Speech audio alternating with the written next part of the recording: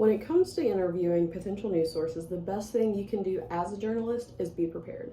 That includes writing down questions beforehand, researching any of those questions. Something that I personally like to do is before I interview someone and I know their name or their job description or their affiliation exactly, I will do a quick Google search, and that just gives me a little bit more background information about them and what they do and their company, and that can oftentimes help you formulate your questions.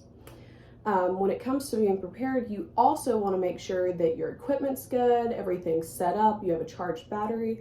When I conduct interviews, something I personally like to do is set up a tripod instead of holding it over the shoulder, because with the tripod it's steady, plus I find that when it's actually put into video, it looks almost as if you're making eye contact with the person that's doing the interview when you sit slightly behind the camera. So that's a good tip that I have as far as equipment setup.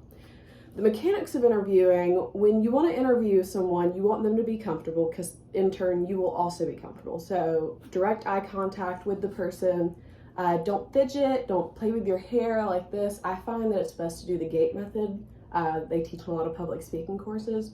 So you just do this, relax your hands, and you want to be conversational with your interviewee, because overall you want them to be comfortable giving you information and sharing a bit about themselves with you. You also, however, want to be in control of your interview. Don't let them run the interview.